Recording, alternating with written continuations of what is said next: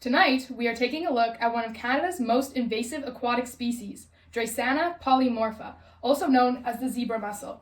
Originally native to Caspian and Black Sea regions in southeastern Europe, these small shellfish have now infiltrated North American Great Lakes. They may be small, but their impact on Canada's waterways is anything but. With more on the story, we bring you now Katrina. We are live at Canadian Great Lakes with a real-life zebra mussel. Since their arrival in Lake St. Clair in 1988, these small mussels have spread rapidly and caused great damage. Scientists believe they may have arrived in the ballast water of ships traveling from European ports. Since then, their population have exploded across Canadian waterways. Once introduced, they filter substantial amounts of water, removing the plankton within, which fish and other wildlife depend on for food.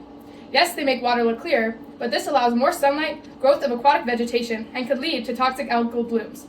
Zebra mussels are especially dangerous for native mussel species, as they attach them and cause suffocation. Conservation managers can use the mass ratio of zebra mussels to native mussels to predict how many zebra mussels a native mussel can tolerate before it collapses the population.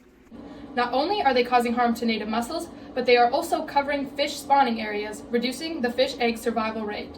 Understanding how they reproduce helps explain why they have been so successful at invading new habitats.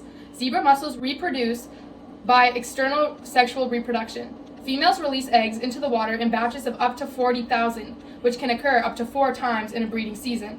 This means a single female mussel can release up to 1 million eggs per year.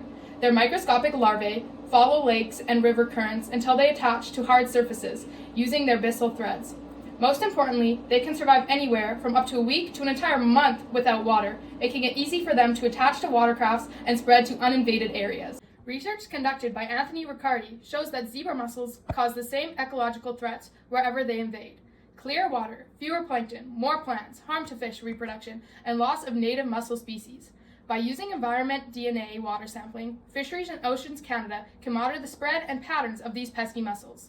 Since these patterns are predictable, scientists can use data to model and anticipate where future invasions will hit hardest and focus their conservation efforts there.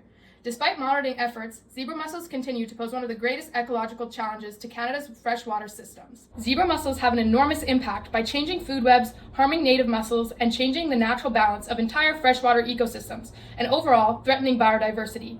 They may be small, but their impact runs deep. Just a reminder that even the smallest species can make waves in the ecosystem.